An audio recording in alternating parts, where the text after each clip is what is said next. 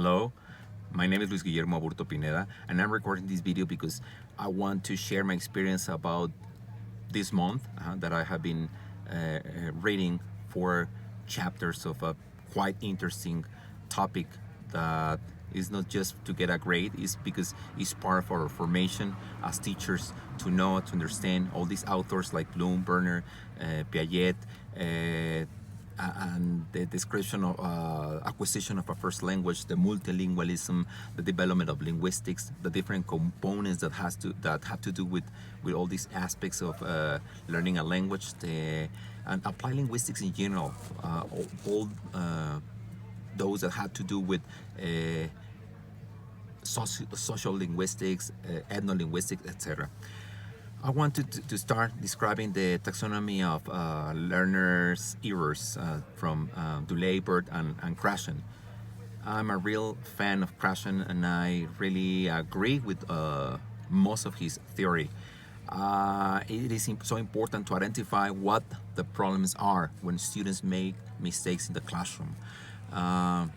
Students can have different mistakes and learn from them, as Piaget has recalled in many of his books.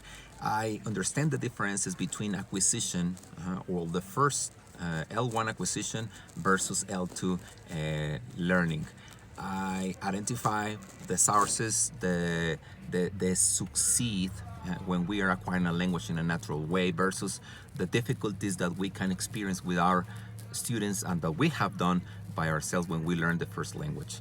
The objective, what is the main aim or target in a person, a baby that is acquiring a language, that is communication, versus the different goals that our students that we have when we are learning a language, because maybe we are learning because we want to translate some text, because we want to learn or sing some songs, or we want to communicate in a foreign country, etc. So there are different aims in students while when a person is acquiring a language. The input, the amount of input that students or people or children can have, and the opportunities that children have all day long in order to learn it versus a couple of hours a day or maybe 1 hour when students go to classrooms. So the exposure is the difference is huge. So the second aspect I want to talk about is this amazing table from Skehan that I love it while I was reading, and the 5 components that have to do with teaching, the learner, the context, the processes that can be independent or dependent, and of course the outcome.